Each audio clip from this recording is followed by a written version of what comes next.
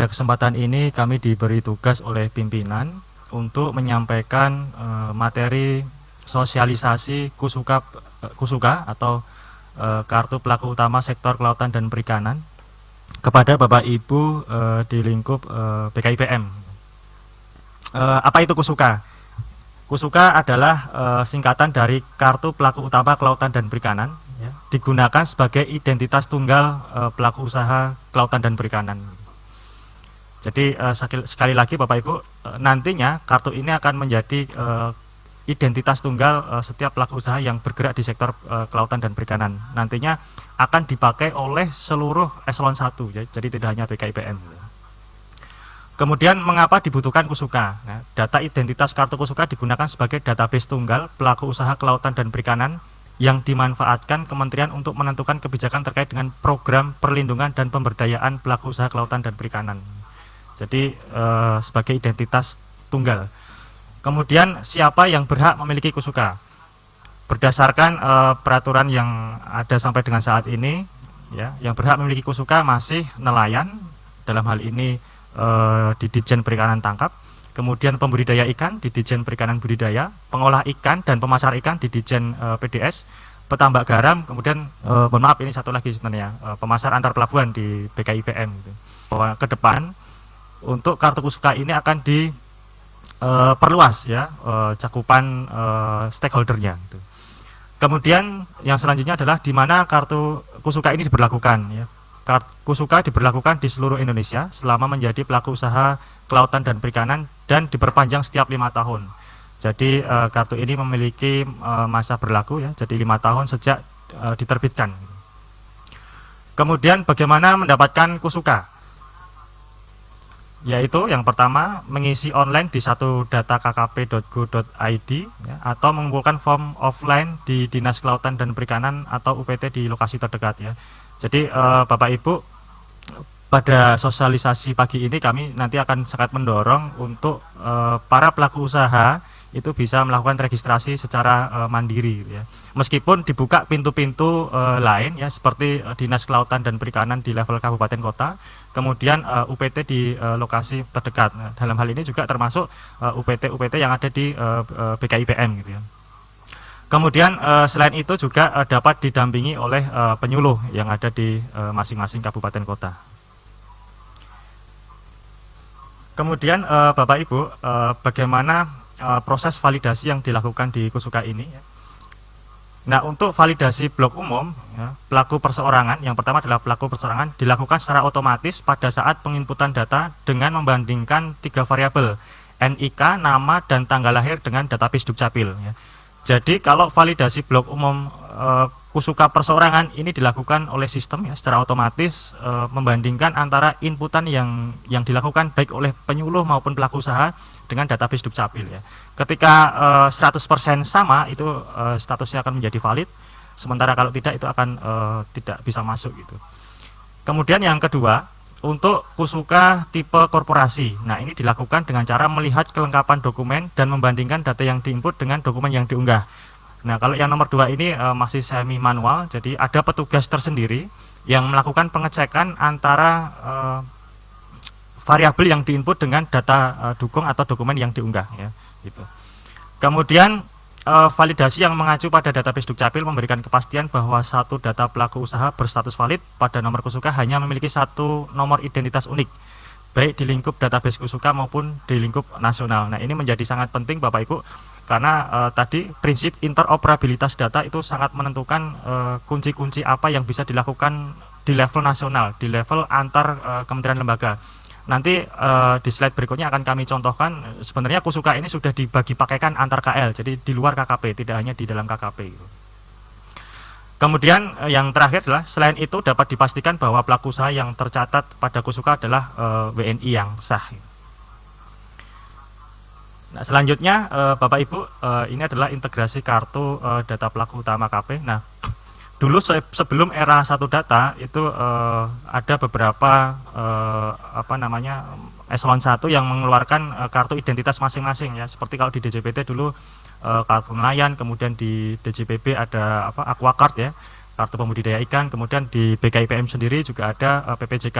Nah, ini kemudian dilebur ya menjadi satu kartu Kusuka ya. Kusuka merupakan satu-satunya identitas bagi pelaku utama kelautan dan perikanan. Nah, meskipun dilebur menjadi satu kartu, tapi satu kartu ini nanti akan memiliki informasi yang berbeda-beda tergantung si pelaku usaha itu bergerak di bidang apa. Jadi meskipun melebur menjadi satu kartu, tapi informasinya tidak berkurang ya. Jadi di dalam database tercatat informasi-informasi dari masing-masing kartu tadi. Nah, kemudian kategori pelaku usaha ya, lingkup pelaku usaha ini ada beberapa Bapak Ibu tadi sudah disinggung di depan. Ada petambak garam, ini dikelola oleh Ditjen PRL, kemudian nelayan, Direktorat Jenderal Perikanan Tangkap, pembudidaya ikan, Direktorat Jenderal Perikanan Budidaya, pengolah ikan dan pemasar ikan. Nah, ini di Ditjen PDS dan BKIPM. Nah, untuk pemasar antar pelabuhan itu sebenarnya di permen yang baru itu masuk di pemasar ikan. Jadi pemasar ikan ini ada pemasar antar pelabuhan dan juga ada pedagang ikan. Nah, selanjutnya adalah fungsi kartu Kusuka. Yang pertama adalah identitas ya. Tadi sudah kita singgung beberapa kali. Ya. Integrasi semua kartu identitas pelaku utama sektor KP di KKP menjadi satu kartu. Ya, jadi hanya satu kartu. Kemudian integrasi satu data stakeholder KKP yang dapat digunakan lintas eselon. Ya. Kemudian pemanfaatan data dengan KL lain, ya, kementerian lembaga lain. Kemudian yang kedua sebagai perlindungan. Nah, prasyarat calon penerima bantuan asuransi nelayan atau BPAN itu mensyarat wajibkan adanya Kusuka. Kemudian ada asuransi lain seperti asuransi perikanan, asuransi petambak garam dan seterusnya. Kemudian fungsi yang ketiga adalah fungsi pemberdayaan. Prasyarat calon penerima BP dari unit teknis penyalur bantuan. Jadi bantuan-bantuan yang digulirkan oleh setiap eselon 1 ya di lingkup KKP itu mensyarat wajibkan adanya Kusuka. Bahkan kemarin di Kementerian ISDM ya itu ada bantuan konversi BBM ke BBG ya. Jadi bahan bakar minyak ke bahan bakar gas itu juga mensyaratkan Kusuka gitu. Kemudian permohonan pengajuan kredit dari LPUMKP dan mitra LKBB penyalur kredit perikanan dan kelautan. Kemudian fungsi yang selanjutnya adalah fungsi pelayanan. Nah, mungkin ini sangat terkait dengan Bapak Ibu yang ada di karantina ya. Prasyarat pengajuan permohonan izin yang dikeluarkan oleh semua eselon teknis pengelola perizinan di KKP ya. Jadi ke depan seluruh perizinan itu mensyarat wajibkan teregistrasi Kusuka. Kemudian yang kedua, prasyarat pemberian sertifikat sebagai dokumen pendukung usaha kelautan dan perikanan yang dikeluarkan oleh unit teknis pengelola sertifikasi di lingkungan KKP. Ya, kemudian yang ketiga, prasyarat penggunaan layanan karantina KKP. Jadi harapannya nanti dengan terintegrasinya Kusuka ini seluruh stakeholder yang ada di KKP itu bisa tercatat dengan baik ya di Kusuka itu. Kemudian yang selanjutnya, fungsi yang selanjutnya adalah fungsi pembinaan ya. Prasyarat untuk mendapatkan program pelatihan bidang kelautan dan perikanan dan prasyarat untuk mendapatkan program penyuluhan kelautan dan perikanan. Nah, ini biasanya untuk pelaku-pelaku usaha skala rumah tangga gitu ya, yang dibina oleh teman-teman penyuluh. Kemudian yang terakhir itu adalah MONEF ya, sarana pemantauan dan evaluasi pelaksanaan program lingkup KKP dan lintas kementerian lembaga, dasar perencanaan program dan pengambilan kebijakan, kemudian integrasi program kegiatan dengan kementerian lembaga lain. Jadi ini Bapak Ibu beberapa fungsi kartu Kusuka. Bapak Ibu, ini adalah bentuk kartu Kusuka dan e-Kusuka ya. Jadi yang sebelah kiri itu adalah kartu fisik Kusuka yang diterbitkan oleh perbankan ya. Dalam hal ini adalah BRI dan BNI. Sedangkan yang kanan itu adalah kartu e-Kusuka yang bisa dicetak secara mandiri oleh user penginput atau user pengusul ya gitu. Jadi kartu Kusuka dan e-Kusuka memuat informasi berikut terkait dengan pelaku usaha ya. Yang pertama NIK, kemudian nama, alamat, masa berlaku, profesi utama, kemudian QR code ya. Kemudian ya ini penting Bapak Ibu kita sampaikan bahwa e-Kusuka dapat di-print dan diberikan terlebih dahulu kepada pelaku utama sebagai bukti sementara bahwa pelaku utama sudah terdaftar di Kusuka. Nah, ini menjadi penting biasanya kalau skala perusahaan mungkin tidak begitu krusial. Kalau skala rumah tangga ini biasanya pengalaman kami ini sangat banyak dituntut kapan keluarnya kartu gitu. Jadi dengan menu ikusuka ini bisa memberikan apa namanya kepastian kepada setiap pelaku utama bahwa bukti ini sudah bisa digunakan, bukti kartu ikusuka gitu ya, meskipun kartu fisiknya belum tercetak gitu. Nah, kemudian Bapak Ibu, ini persyaratan pendaftaran kusuka ya, ini kita bedakan antara perseorangan dengan korporasi ya. Kalau untuk perseorangan mengisi form permohonan ya, kemudian kopi KTP, kemudian surat keterangan dari kepala desa atau lurah jika profesi di KTP itu berbeda ya, bukan nelayan, bukan pembudidaya, bukan pengolah ikan dan seterusnya, kemudian kopi NPWP. Kemudian untuk korporasi ya Bapak Ibu, yang pertama adalah form pemohonan. Nah, form pemohonan ini dipakai untuk registrasi yang sifatnya offline melalui petugas-petugas tadi. Tapi kalau register mandiri nanti langsung ke laman satu data. Kemudian kopi KTP penanggung jawab ya, kemudian NPWP korporasi ya, tanda daftar perusahaan, akta pendirian ya, kemudian surat keputusan pengesahan. Ini kalau kelompok ya, biasanya kelompok-kelompok usaha tangkap, usaha budidaya itu ada surat keputusan pengesahan dari kepala dinas, kemudian surat keterangan domisili ya. Nah, ini beberapa syarat dokumen-dokumen yang harus dilampirkan ya nanti pada saat registrasi kusuka. Nah, Bapak Ibu, kemudian cara pendaftaran kusuka ya, ini kita sampaikan kembali. Yang pertama bisa dibantu oleh operator kusuka di Dinas Perikanan setempat. Jadi setiap dinas kabupaten kota, dinas perikanan kabupaten kota itu telah ditunjuk 2 petugas kusuka, operator kusuka. Jadi melalui dinas itu bisa. Kemudian yang kedua dibantu oleh penyuluh, ini juga bisa. Penyuluh juga mempunyai username. Kemudian dibantu oleh operator kusuka di PTSP KKP ya. Jadi kalau pelaku usaha itu datang di kantor PTSP itu juga ada operator kami yang bisa melakukan registrasi kusuka. Kemudian yang terakhir melakukan pendaftaran mandiri. Nah, pada kesempatan ini kami sangat mendorong nanti Bapak Ibu yang ada di daerah itu untuk melakukan pendampingan dan mendorong para pelaku usaha bisa melakukan registrasi secara mandiri gitu ya. Kemudian yang selanjutnya langkah pendaftaran kusuka mandiri.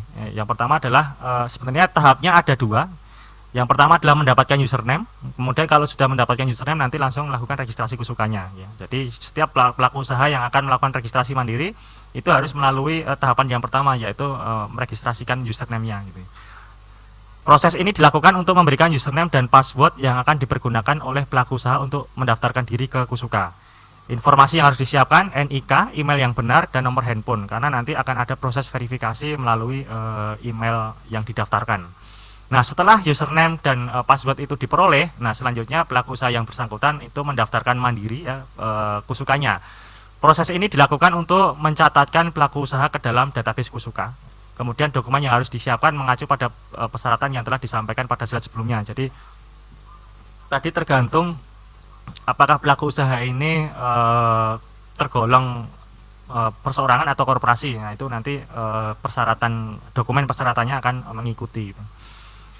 Nah, Bapak Ibu, ini teknis registrasi kusukanya ya. Jadi nanti mohon ini Bapak Ibu yang ada di lapangan ini nanti bisa disosialisasikan atau para pelaku usaha bisa didampingi untuk melakukan seperti ini gitu ya.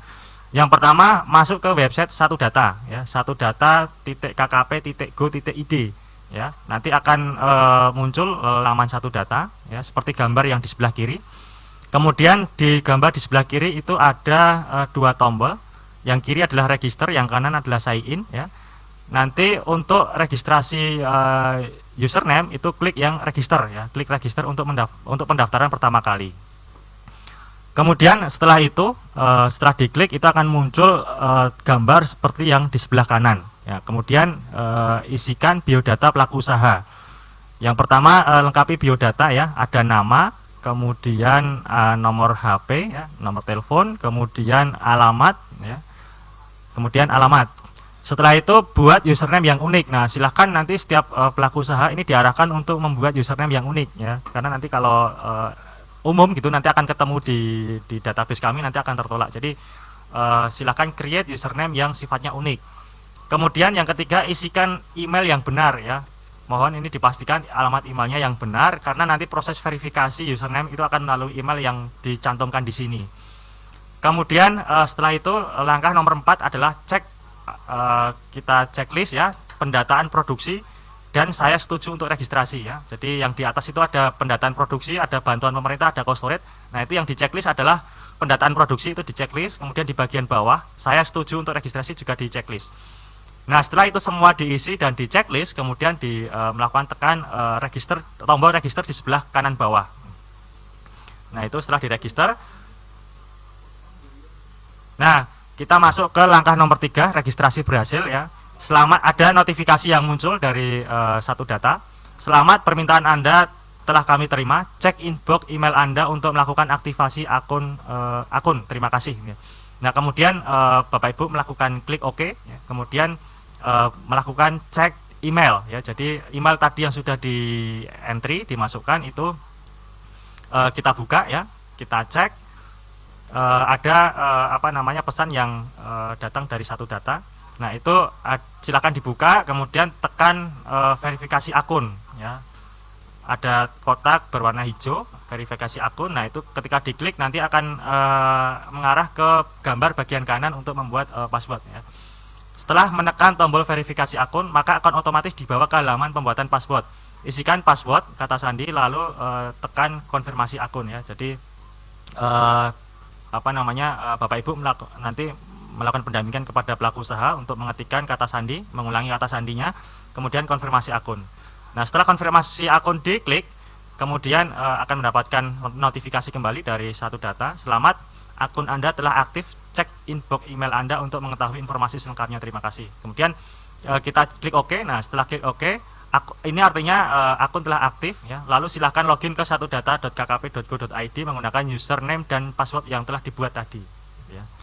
Nah, di sini proses registrasi username sudah sudah lengkap, sudah selesai. Tinggal saatnya kita melakukan login ke sign in ke Satudata KKP.go.id. Nah, seperti ini Bapak Ibu, kita tinggal langkah nomor 5 ya, masukkan username dan password lalu sign in. Ya, kemudian setelah sign in kita akan dibawa ke profil pengguna. Nah, di langkah nomor 6 ini si username yang sudah dibuat tadi wajib melengkapi NIK-nya. Ya, NIK-nya harus dituliskan di sini, lengkapi NIK, tekan save. Setelah berhasil disimpan, kemudian tekan homepage. Ya. Jadi prosesnya sampai sini. Nah, Bapak Ibu, langkah nomor 6 ke bawah tadi itu adalah proses registrasi username-nya. Jika sudah sampai di tahapan nomor 6, berarti sudah selesai proses registrasi username-nya. Nah, setelah itu untuk melakukan registrasi Kusuka secara mandiri, kita melanjutkan langkahnya yaitu melakukan pengisian belangko Kusukanya secara mandiri. Dimulai dari tahapan nomor 7. Ya. Nanti ketika masuk ke homepage tadi, setelah melengkapi NIK selesai, kemudian kita masuk ke homepage, nanti akan muncul kotak seperti di gambar sebelah kiri ya, warna hijau, itu Kusuka. Nah, nanti tinggal tekan open di modul Kusuka. Nah, kemudian setelah tekan open di modul Kusuka nanti akan berpindah di gambar sebelah kanan. Nah, di gambar sebelah kanan nanti silahkan diklik Kusuka, ada menu Kusuka. Nah, itu ada dua pilihan, permohonan persorangan dan permohonan korporasi. Ya, nanti diisi sesuai dengan kriteria dari pelaku usaha tersebut gitu ya. Kalau persorangan ya yang diklik adalah permohonan persorangan, kalau korporasi yang diklik adalah permohonan korporasi.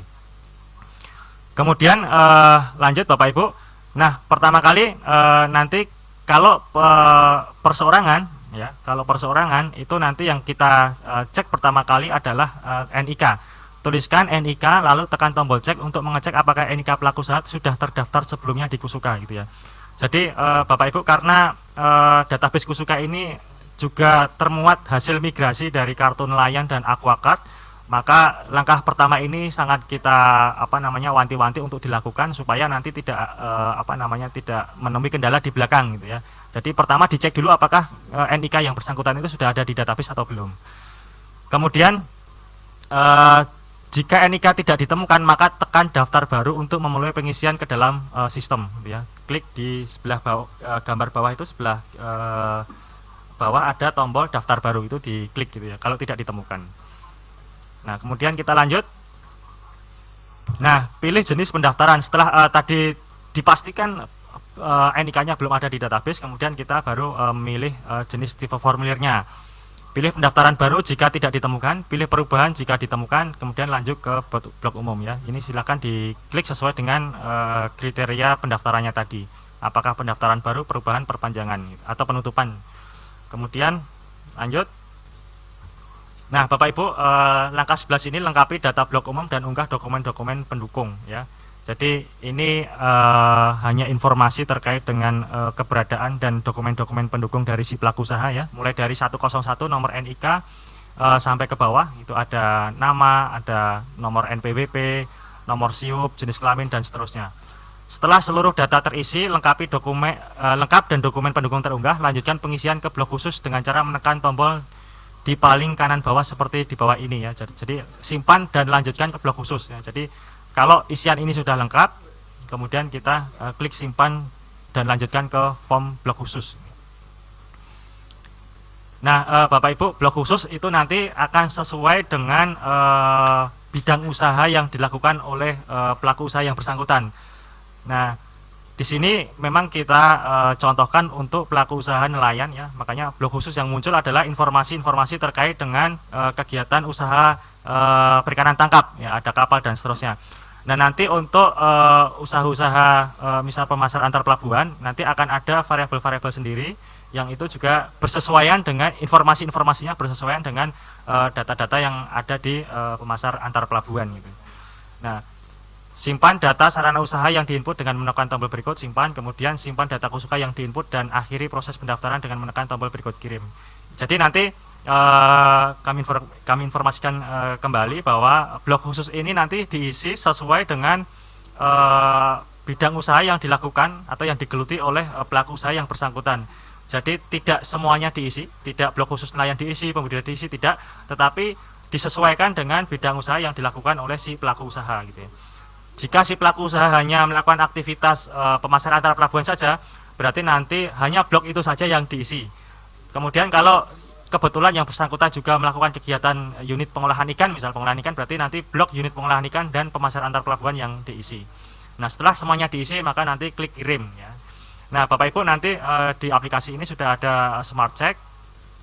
Jika ada beberapa variabel yang sifatnya mandatori belum terisi, kemudian sudah diklik cek, diklik kirim, maka nanti aplikasi ini akan memberikan notifikasi bahwa beberapa variabel belum diisi dan harus diisi untuk bisa dikirim. Bapak Ibu, kami sudah menyediakan layanan helpdesk ya, layanan helpdesk. Ini ada sekitar 1 2 3 4 ada sekitar 9 nomor yang ini bisa digunakan baik oleh Bapak Ibu petugas ya, dalam hari ini Bapak Ibu yang ada di UPT BKIPM maupun pelaku usahanya itu sendiri. Silahkan menghubungi nomor-nomor ini sesuai dengan kedekatan wilayahnya gitu ya. Ini ada BBR BLPP Bali ya, kemudian sampai dengan Palembang ya. Itu nomornya sudah tertera. Ini silahkan bisa disebarluaskan ke pelaku usaha. Hanya saja Bapak Ibu ini akan kita layani ya, ada jam kerjanya yaitu setiap hari sampai Senin sampai Kamis itu jam 7 sampai jam 3. Jumat itu jam 7 sampai jam setengah 4 sore 15.30 ya. Nah, adapun format format konsultasinya itu sudah harus mengikuti format ini Bapak Ibu, tuliskan namanya, kemudian perannya ya. Bisa pelaku usaha, bisa petugas ya, kemudian permasalahan yang dihadapi apa. Nah, mohon Bapak Ibu biasanya ada beberapa pelaku usaha atau petugas itu yang langsung menghubungi ke kami ya, tidak melalui helpdesk ini. Nah, kami mohon dengan sangat untuk menghubungi helpdesk dulu. Karena di helpdesk ini kami menyediakan standarisasi jawaban Bapak Ibu sambil kita mengidentifikasi masalah-masalah yang mungkin terjadi di daerah gitu ya. Kalau langsung ke kami biasanya itu tidak akan terekam dengan baik ya, tidak akan terdokumentasi dengan baik kendala-kendala yang dihadapi. Jadi kami mohon dengan bantuan untuk memberikan pengertian kepada pelaku usaha maupun petugas untuk memaksimalkan nomor layanan helpdesk ini. Nah, sistem kerjanya dari helpdesk ini nanti ketika akan ada keluhan atau permasalahan yang masuk, maka rekan kami yang ada di helpdesk ini nanti akan mencari permasalahan yang sudah ada ya, atau solusi-solusi yang sudah ada. Tetapi kalau dari daftar pertanyaan atau permasalahan tadi belum ada, nanti ini akan diteruskan ke tergantung nanti masalah yang dihadapi apa. Kalau terkait dengan aplikasi, maka nanti akan lari ke teman-teman yang menangani aplikasi. Tapi kalau terkait dengan substansi data, nanti akan lari ke kami yang menangani terkait dengan substansi datanya. Jadi sekali lagi mohon, karena ini sering ya kejadian di kami, langsung direct itu ke kami. Jadi akhirnya tidak terdokumentasi dengan baik. Jadi mohon kami menekankan sekali lagi untuk memaksimalkan layanan helpdesk kami ini. Kemudian ini ya Bapak Ibu yang terakhir, sekali lagi terima kasih